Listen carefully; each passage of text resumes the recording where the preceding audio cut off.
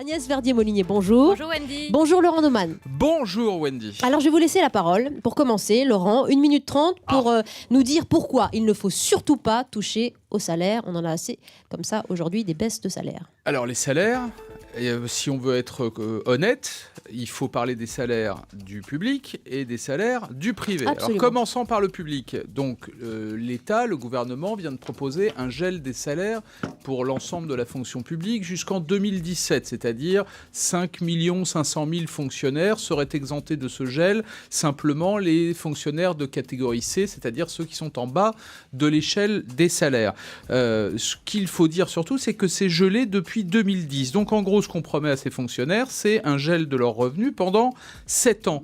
Je vous pose la question, elle est toute simple, toute bête. Quel salarié du privé accepterait pendant 7 ans de ne pas être augmenté du tout? Alors évidemment, c'est mon point de vue. Je considère que c'est pas bon pour le moral, que c'est un mauvais signal, mais que surtout que ça n'est pas bon pour l'économie, parce que ces 5 millions de fonctionnaires, ce sont 5 millions d'agents économiques, de gens qui consomment, des ménages qui consomment. Maintenant, parlons en un mot du privé. Les salariés du privé sont la variable d'ajustement des entreprises. Et c'est compréhensible. On leur a dit pendant des années, vos salaires n'augmenteront pas sérieusement à cause de la mise en place des 35 heures. Le problème, c'est que des salaires qui stagnent ou qui baissent, ou en tout cas du pouvoir d'achat qui baisse, c'est moins de consommation, moins de croissance, plus de chômage, et surtout, ce qu'on oublie de dire, moins de rentrée fiscale. Si les salaires augmentaient, l'État toucherait plus d'impôts, et si l'État toucherait plus d'impôts, eh bien, tout le monde l'a compris, on baisserait les impôts.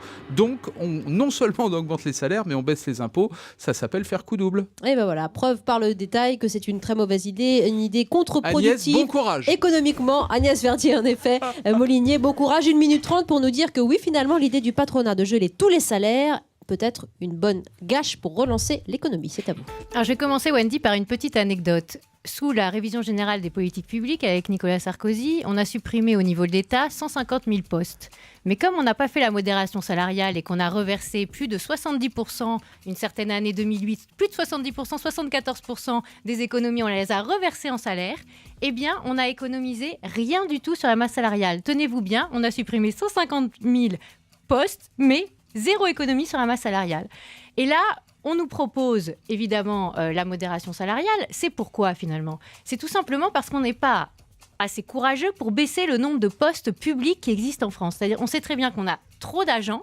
L'INSEE nous a encore dit que nous avons augmenté de 15 000 agents en 2012, le nombre d'agents publics au total entre les 3 fonctions publiques, mais on n'est pas capable de regarder les choses en face. Soit il faut choisir de geler les rémunérations, soit il faut choisir de baisser le nombre d'agents et donc de vraiment baisser la masse salariale. Donc c'est vraiment l'objectif qu'il faut atteindre à un moment ou à un autre. Sur le volet privé maintenant, on a mis en place des baisses de charges. Les baisses de charges, elles doivent servir à quoi normalement? À permettre aux entreprises de restaurer leurs marges et d'investir pour l'avenir, dans les nouvelles technologies, dans l'innovation, etc., de créer des nouveaux emplois. Mais si on verse toutes les économies de charges, finalement, des entreprises, on les verse en salaire à ceux qui sont déjà dans les entreprises, ça permettra non seulement pas d'investir dans l'avenir, mais en plus pas d'embaucher des jeunes, des nouveaux, de ceux qui sont aujourd'hui à la porte de l'emploi, ceux qui ne sont pas les insiders.